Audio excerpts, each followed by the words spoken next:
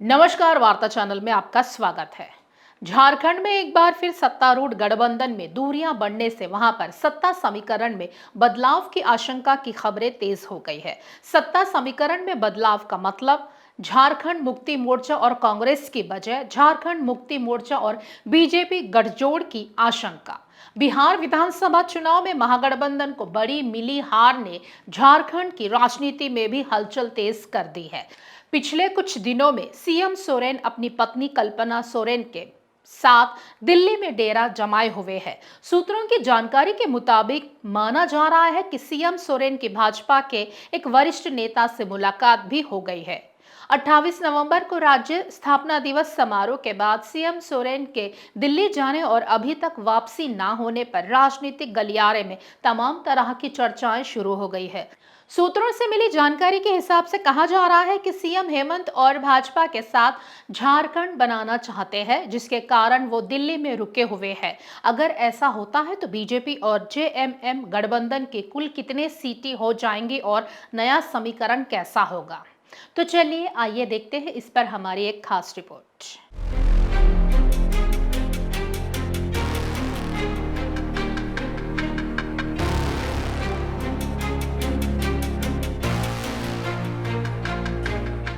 हेमंत सोरेन का राजनीतिक सफर जांच एजेंसियों के साये में रहा है। 2022 से 2023 तक मनी लॉन्ड्रिंग और खनन घोटाले के आरोपों में उनकी जनवरी 2024 में गिरफ्तारी हुई।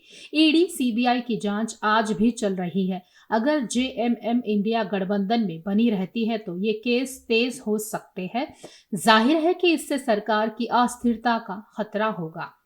सोशल मीडिया पर चर्चाओं में कहा जा रहा है कि हेमंत बीजेपी से सुरक्षा कवच की मांग कर रहे हैं ताकि केसों में राहत मिले। हेमंत के लिए एनडीए में आना अस्तित्व की रक्षा का एकमात्र रास्ता लग रहा है, जहां वे न केवल केसों से बच सकेंगे बल्कि सत्ता मजबूत भी कर सकेंगे। परिवार की विरासत को खतरे से बचाने के लिए जरूरी है कि वो जल्द ही कोई फैसला ले ले।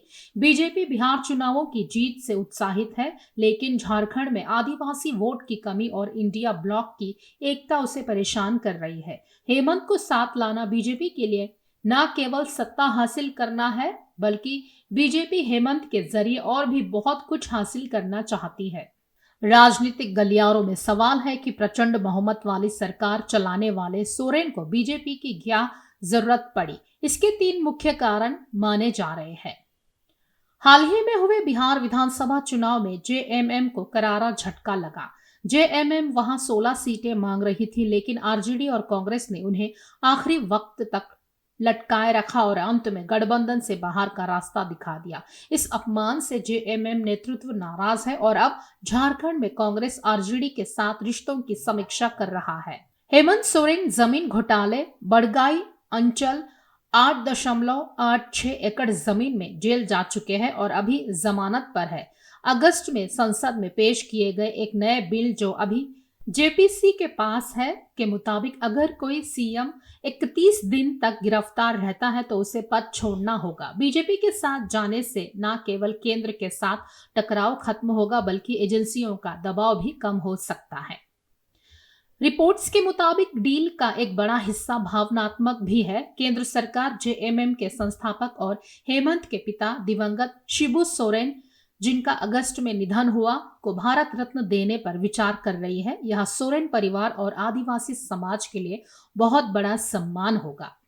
हिंदी पट्टी में एकमात्र दूसरे बचे राज्य झारखंड को भी बीजेपी एनडीए में लाना चाहती है। झारखंड में विधायकों का गणित इस संभावना को बदल दे रहा है।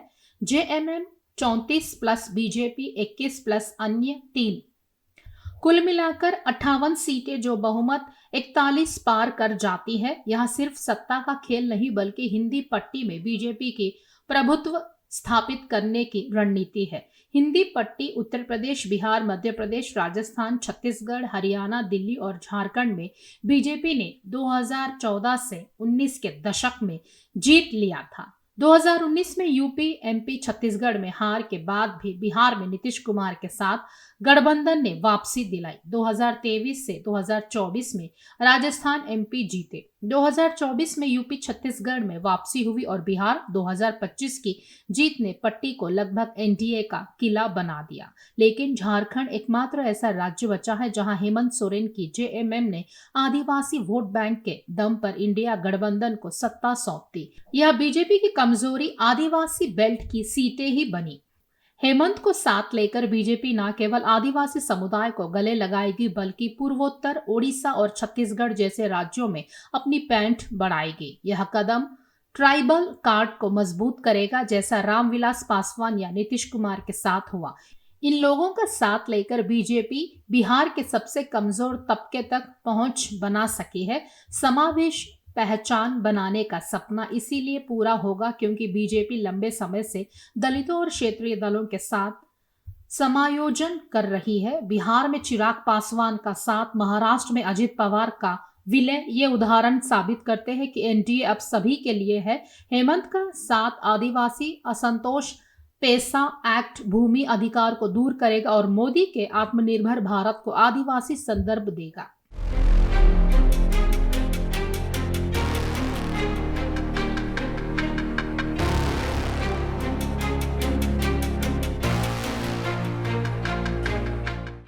खास खबरों के लिए देखते रहिए वार्ता चैनल।